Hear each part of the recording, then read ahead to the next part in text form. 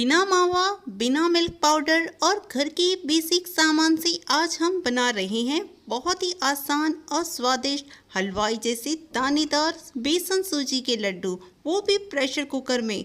बहुत ही आसान और यूनिक रेसिपी है, इसीलिए दोस्तों वीडियो में लास्ट तक बने रहिए। और अगर इस चैनल पर नए हैं तो प्लीज़ इसे सब्सक्राइब कीजिए और मुझे सपोर्ट कीजिए। तो आइए बिना देर करते हुए इस आसान और स्वादिष्ट लड्डू को हम झटपट से बनाते हैं। सबसे पहले हम एक बोल ले लेंगे और इसके अंदर हम 1 कप भर के बेसन डालेंगे। बेसन डाल देने के बाद हम इसके अंदर 1 कप भर के बारीक सूजी डाल देंगे। इन दोनों को हम चम्मच की मदद से पहले तो अच्छे से मिक्स कर लेंगे। अच्छे से मिक्स कर लेने के बाद हम इसके बीच में थोड़ी सी जगह बना लेंगे। अब हमने यहाँ पर 1/4 कप देसी घी ले लिया है, इसमें से हम 3 चम्मच घी इसमें डाल देंगे। घी डाल देने के बाद इसे भी हम मिला लेंगे। अब क्योंकि हम यहाँ पर मावा या तो मिल्क पाउडर का इस्तेमाल नहीं कर रहे, इसीलिए इसकी फ्लेवर को एनहांस करने के लिए हमने यहाँ पर आधा कप दूध ले लिया है। इस दूध को हम थोड़ा थोड़ा करके इस मिक्सचर में डाल देंगे। जितना हमने बेसन लिया है उसकी आधी क्वांटिटी में हमें इसके अंदर दूध डालना है। दूध डालने के बाद हम इसे अच्छे से मिक्स करेंगे और इसका एक सख्त डो लगा लेंगे। अब हमने यहाँ पर एक स्टील का डिब्बा ले लिया है। डिब्बा उसी साइज का होना चाहिए जो एक प्रेशर कुकर में फिट हो जाए। फिर हम इसे घी लगाकर थोड़ा सा ग्रीस कर लेंगे और जो हमने सूजी बेसन का मिक्सचर तैयार करके रखा था उसे फ्लैट करते हुए हम इस डिब्बे के अंदर प्लेस कर देंगे। इसके बाद हम एक नाइफ ले लेंगे और नाइफ की मदद से हम थोड़ी थोड़ी दूरी पर इसके अंदर छेद बनाते जाएंगे। छेद बना लेने के बाद हम इसे अब ढक्कन से कवर कर देंगे और फिर इस डिब्बे को हम एक कुकर में प्लेस कर देंगे। कुकर हमने पहले से ही गैस पर चढ़ा दिया है, जिसके अंदर हमने थोड़ा सा पानी डाला है और एक रिंग भी रख दी है। अब उस डिब्बे को हम इस रिंग के ऊपर प्लेस कर देंगे और फिर हम इस कुकर को ढक्कन लगा देंगे और हाई फ्लेम पर इसे 3 विसल आने तक पका लेंगे।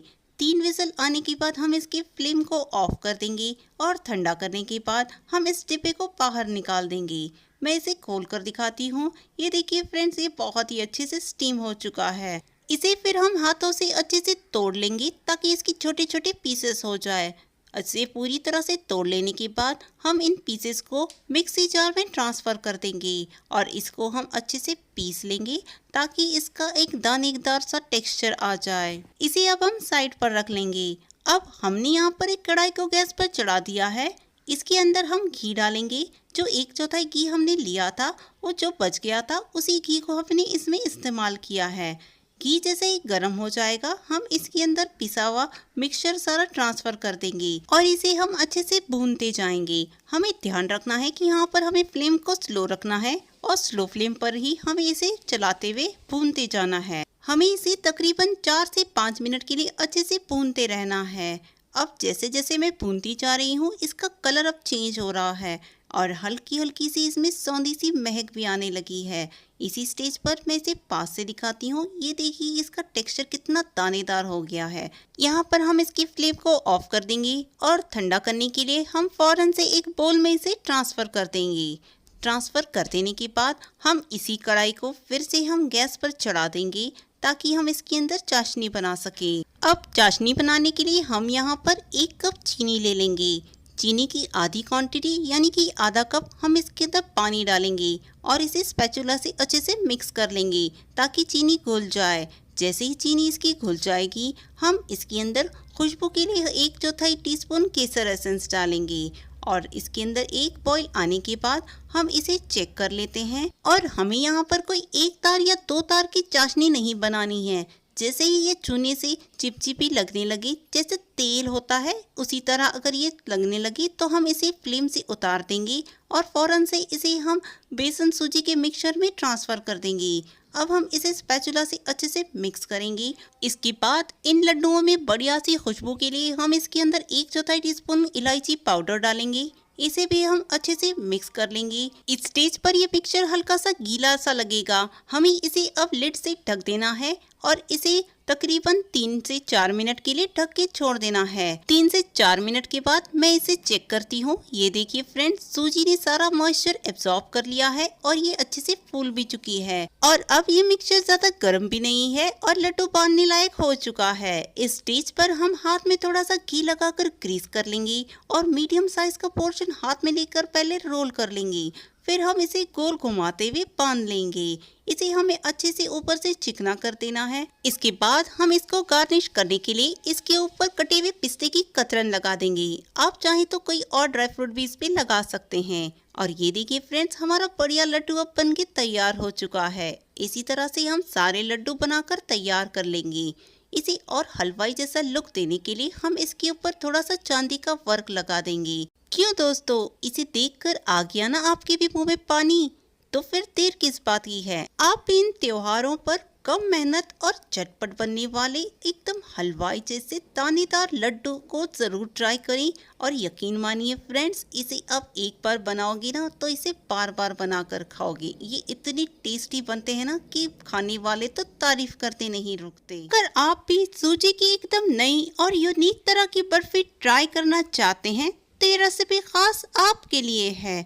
बिना मावा, बिना मिल्क पाउडर और सिर्फ 3 चम्मच घी में बनने वाली ये बहुत ही आसान और टेस्टी मिठाई है। तो आइए इस रेसिपी को स्टार्ट करते हैं। सबसे पहले हमने यहाँ पर एक मिक्सिंग बोल ले लिया है। अब हम इसके अंदर 1 कप भर के बारीक सूजी डाल देंगे। इसे डाल देने के बाद हम इसके अंदर 1 कप भर के बेसन डालेंगे। इन दोनों चीज़ों को हम चम्मच की मदद से अच्छे से मिक्स कर लेंगे। फिर हम बीच में थोड़ी सी जगह बना लेंगे और इसके अंदर हम 1/4 कप भर के घर की मलाई डालेंगे। मलाई डाल देने के बाद हम इसे हाथों से अच्छे से मिक्स कर लेंगे। क्योंकि हमने कोई मावा या तो मिल्क पाउडर का इस्तेमाल नहीं किया है, मलाई डालने से इसके अंदर बहुत ही बढ़िया सा मावे वाला टेस्ट आ जाएगा। और ये देखिए फ्रेंड्स, मिक्स करने के बाद इस तरह से क्रम्बल बन के तैयार हो जाएगा। इस मिक्सचर को हम साइड पर रख लेंगे। अब हमने यहाँ पर एक कढ़ाई को गैस पर चढ़ा दिया है। इसके अंदर अब हम 3 टेबलस्पून देसी घी डाल देंगे।